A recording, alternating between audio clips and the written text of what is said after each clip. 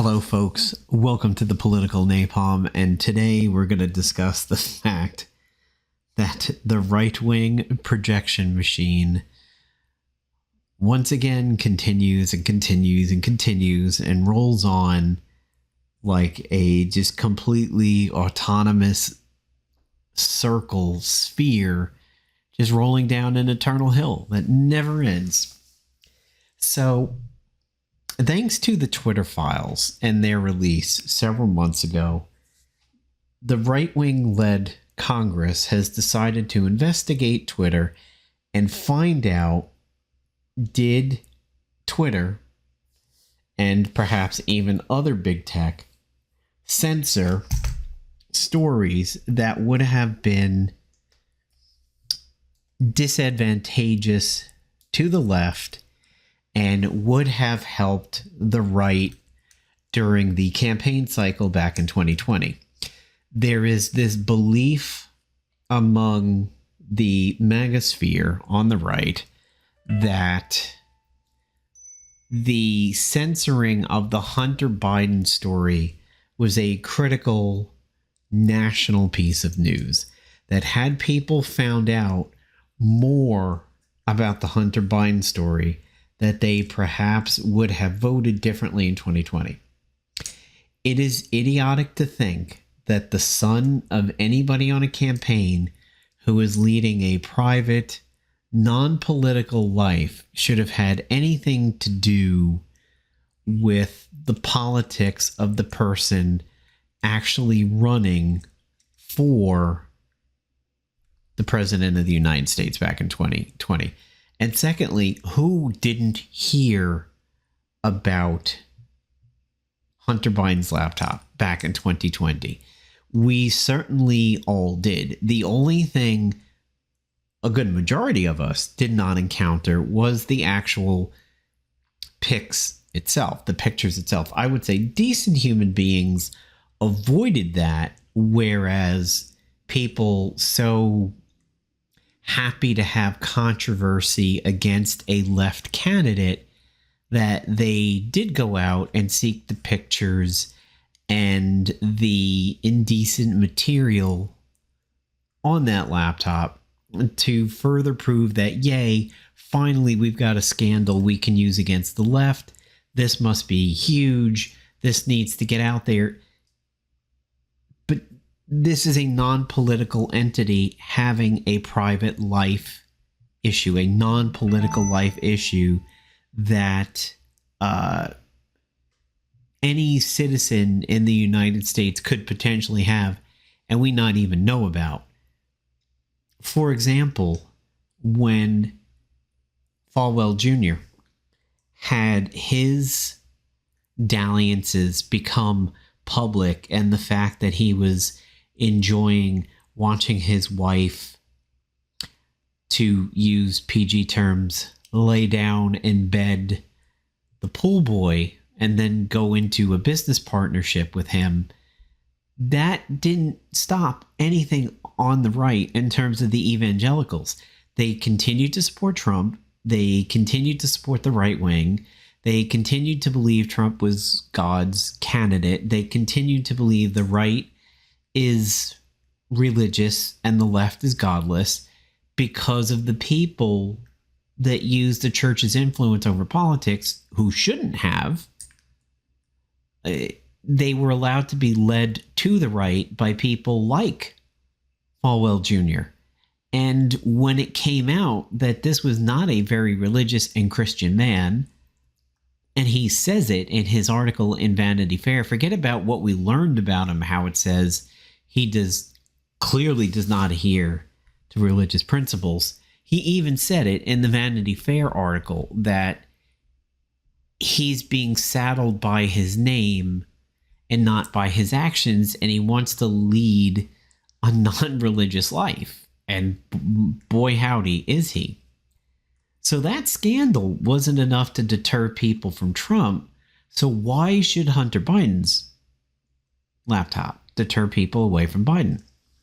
So when the Twitter conference or the Twitter hearing was being held several weeks ago, it came out that, yes, the Biden campaign did ask Twitter to review the tweets that were showing the content, the supposed content of the laptop.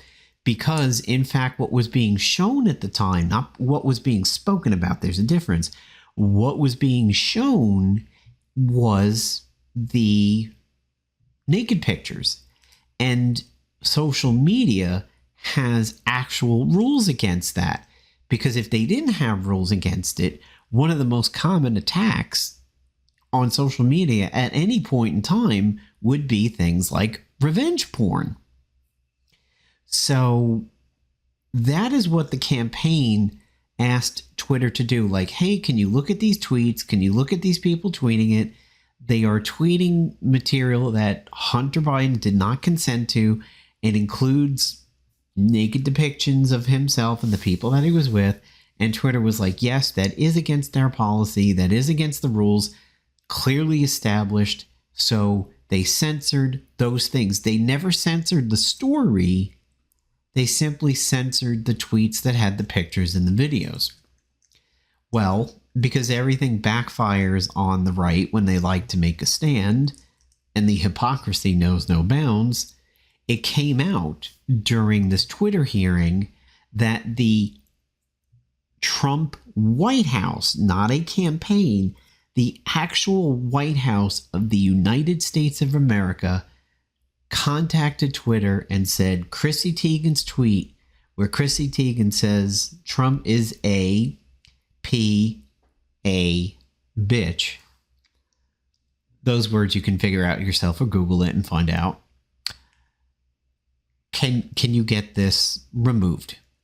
The White House, again, I need to state this, not somebody's presidential campaign using a clearly defined rule in the books, but the White House of the United States of America, and you can bet with near certainty from Trump himself, contacted Twitter and said, please censor Chrissy Teigen's tweet. So their whole hearing sort of backfired on them because we all knew the story made its round on Facebook and Twitter about Hunter Biden. There was probably nobody who could truly say, I didn't hear anything about it back in 2020. I didn't hear any reference to the laptop, or maybe it was fake, maybe it was a plant, or hearing about the googly-eyed goldfish dude with the beret who claimed to work on it, all that kind of stuff.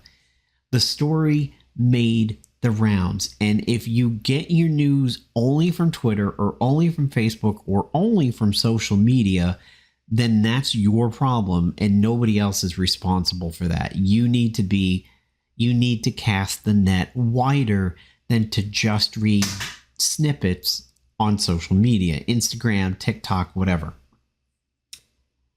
It's now also come out that in 2018, Donald Trump was so furious at Jimmy Kimmel's insistent mockery of him, he wanted to censor the late night show host after just 1 year into his presidency. We've heard this before. We've heard him attack Saturday Night Live and late night show hosts and everything like that. There is a strong belief out there in the wild, and I don't think it's blue QAnon or anything, because this belief is relatively harmless, but there is a belief that the Meet the Press dinner that happened during Obama's tenure, where Trump was mercilessly mocked because he was drawing so much attention to himself with the birther movement, the dude was, it literally was the roast of Donald Trump on Comedy Central. That's what it was. That's what that Meet the Press became.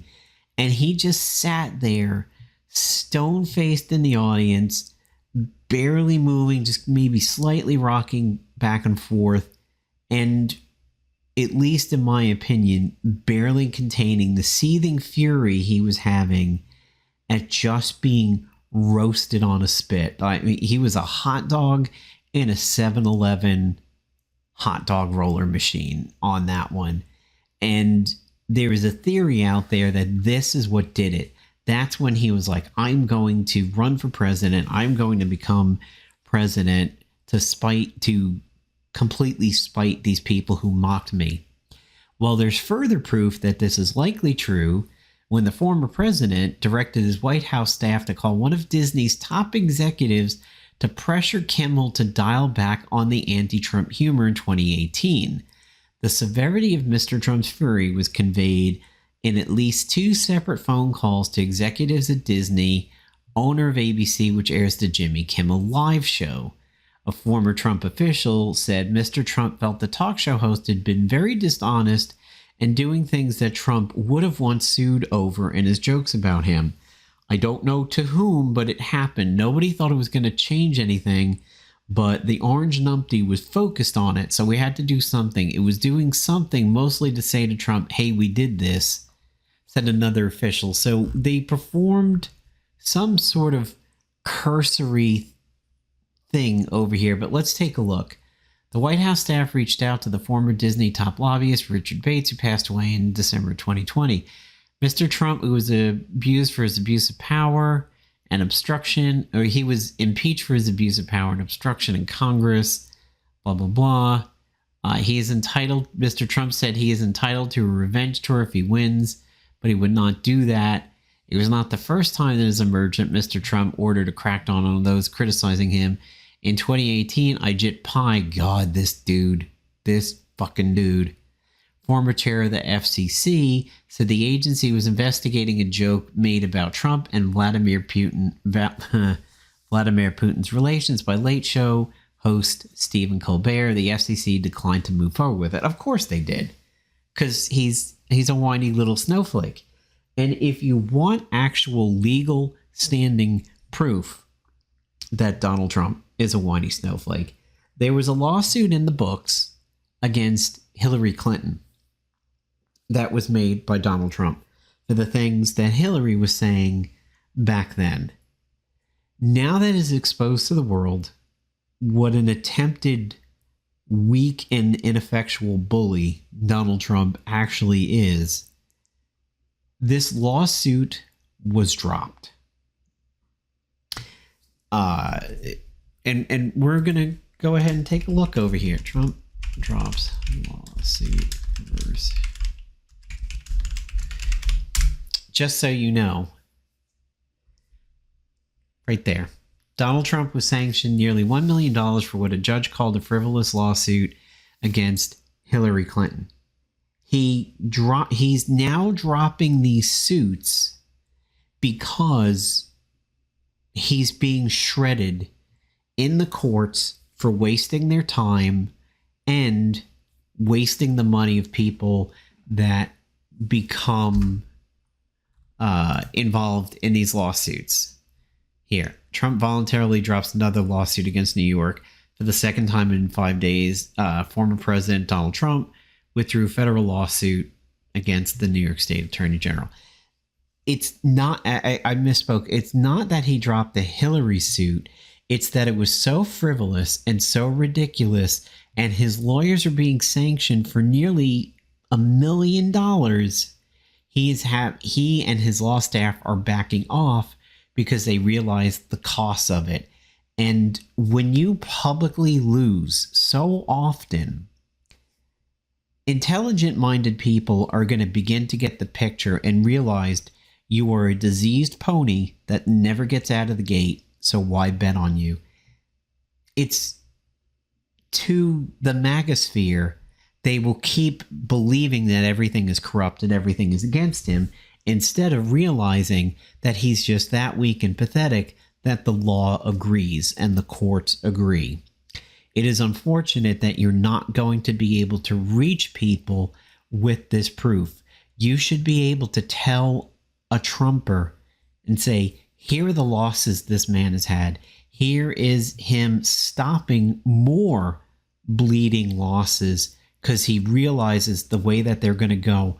Don't you get it by now? When you look at the Trump University deposition and not being able to operate a charity in New York and all these lawsuits that result in sanctions against the lawyers and sanctions against Rudy and Sydney for the Kraken and all these things where he's like, failed. I'm going to stop because I'm failing. I'm going to stop because I'm failing. You should be able to show that to somebody and have them get it. Have them begin to formulate an idea like, wait a minute, this guy isn't the lion all the memes claim he is. But unfortunately, those really deep in the cult will take this and twist it into being the system is rigged against him instead of thinking the system is working properly and he's just that big of a whiny snowflake loser. Because that's the truth of it. And these things prove that. Except to the people that it needs to be proven to. All the people who know this already, it's just proving us to be continually right.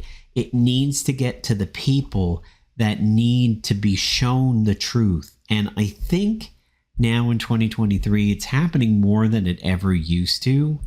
I see some people, I see a good deal of people retaining their right-leaning ways, their Republican ways, continuing to be conservatives, but they are beginning to dump Trump. A good friend dumped him way back in 2018, but there were those waking up going, I think it's time to go.